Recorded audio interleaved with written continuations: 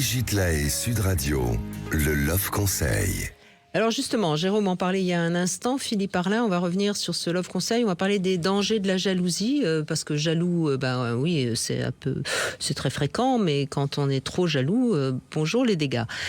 Alors bien souvent, les grands jaloux ont une angoisse viscérale d'être abandonnés et parfois ils s'en sont même pas conscients et donc ils vont développer un comportement assez possessif. Et alors il faut bien comprendre que ça s'inscrit souvent dans l'enfance, dès le plus jeune âge, par exemple au stade oral, d'où le fait que les très bons amants ont souvent une oralité très développée.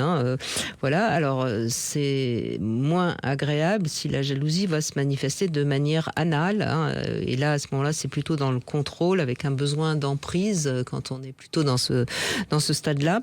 Et le grand jaloux généralement ne supporte pas tout ce qui est en dehors de la relation conjugale, c'est-à-dire tout ce qui sort de la relation de couple, et ça peut poser de vrais soucis même sur le plan professionnel, parce qu'on peut être jaloux d'un collègue, d'un ami, voire même de quelqu'un de la famille. Donc méfiance, quand on rencontre quelqu'un qui a tendance à être jaloux de nos proches en quelque sorte, il ne faut pas rentrer dans son jeu, et il faut l'aider à se reconstruire en l'aidant à apaiser son angoisse d'abandon, en l'aidant à s'aimer lui-même. Mais ça, c'est pas forcément le partenaire qui est le bon thérapeute. Je vous vois. Oui, c'est compliqué d'être le thérapeute de son partenaire parce que déjà rassurer est très difficile quand on a quelqu'un de jaloux en face.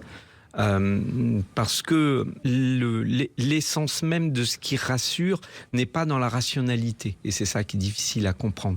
C'est-à-dire que quelqu'un qui est jaloux, c'est pas forcément des preuves qui vont l'apaiser, c'est tout autre chose. Et en plus, le fait qu'on le rassure, il va se dire si on veut me rassurer, c'est peut-être que j'ai raison. On cache quelque chose. Donc, des fois, ça déclenche quelque chose de pire. Voilà, donc comment réagir quand on est face à quelqu'un qui est jaloux de manière un peu excessive ? Alors d'abord, n'attendez pas de ne plus le supporter pour agir. Il faut dès le départ prendre en compte la situation, constater, ne jamais vous mettre à mentir par omission sous prétexte de le protéger ou d'éviter une scène.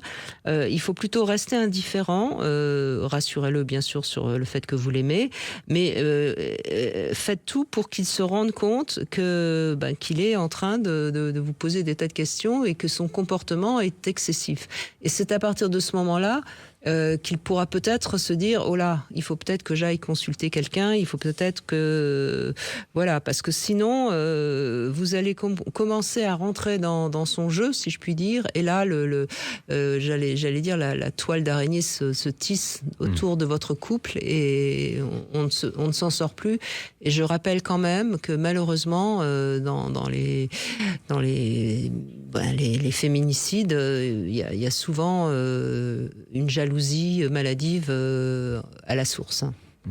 Mais quand c'est vraiment maladif, le problème c'est qu'on n'arrive pas à la remise en cause du jaloux, et donc le jaloux ne fera pas la démarche de se remettre en cause. Donc là, il faut faire attention, c'est effectivement ces cas-là qui peuvent déraper sur des choses graves.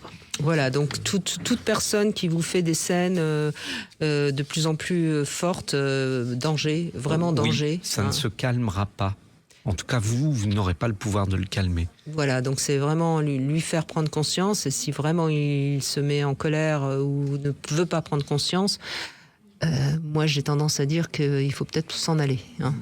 Et alors c'est très étonnant parce que parfois quelqu'un qui n'a jamais été spécialement jaloux va devenir jaloux avec tel ou tel partenaire parce que ça va réveiller en lui quelque chose de sa propre histoire, évidemment. Oui, il y a des relations qui sont plus insécurisantes que d'autres, mais ceux-là peuvent l'entendre et du coup, comme ils n'ont pas été jaloux avant ou moins, seront plus à même de travailler dessus et de comprendre ce qui les insécurise dans la relation.